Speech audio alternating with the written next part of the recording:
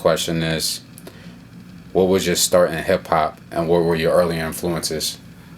Starting hip hop, for me, I was actually a party promoter first. So I evolved from being a party promoter to a master of ceremony or MC. Then I was actually a liquor ambassador. I used to represent Hypnotic. So I've been in the entertainment game for a minute. Ultimately, I just wanted to evolve and become a DJ because I love the entire atmosphere of just control of the party from start to finish. So being able to entertain is kind of my passion.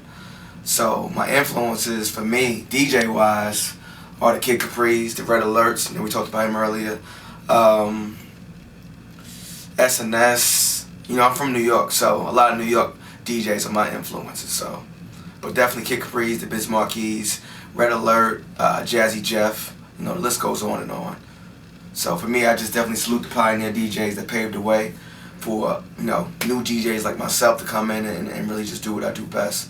So, and continue to just get better. One thing I love about DJing is that you can always learn more, and it's constant entertainment for me. So that's the pleasure I get out of it. I had a chance to talk to a legendary DJ, and it's a big either debate or difference between DJ in the past and DJ in now generation. Mm-hmm. And one of the differences, actual DJing.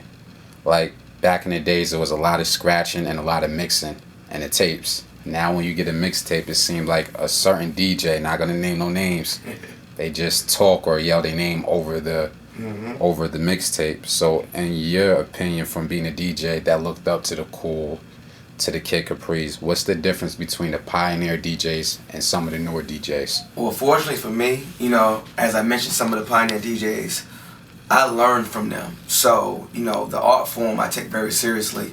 I am a scratch DJ. I am an MC.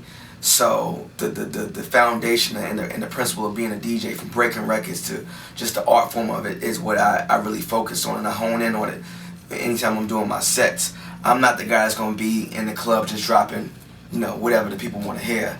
I'm the guy that's in the club that's going to take you way left, bring you back right, do old school, new school, reggae, whatever the case may be.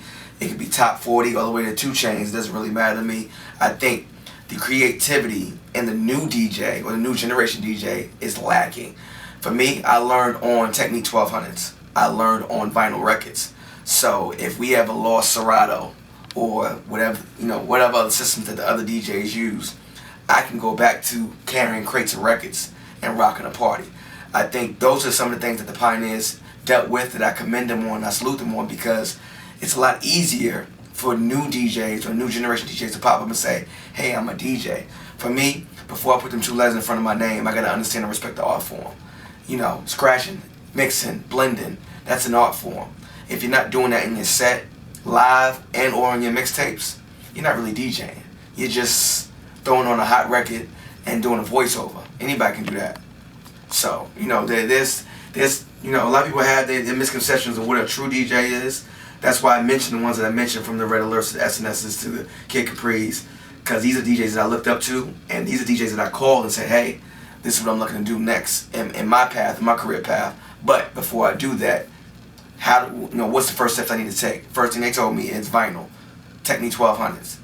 You can evolve the CDJs later on down the line, but if you really want to take the game seriously, and for me, I travel a lot. So if I go somewhere else and I sit down with a DJ that's been doing it 15, 20, 30 years, if I'm not able to rock out on anything, any kind of platform, whether it be CDJs, techniques, whatever it is, then I'm not really doing the justice to the art form and the craft.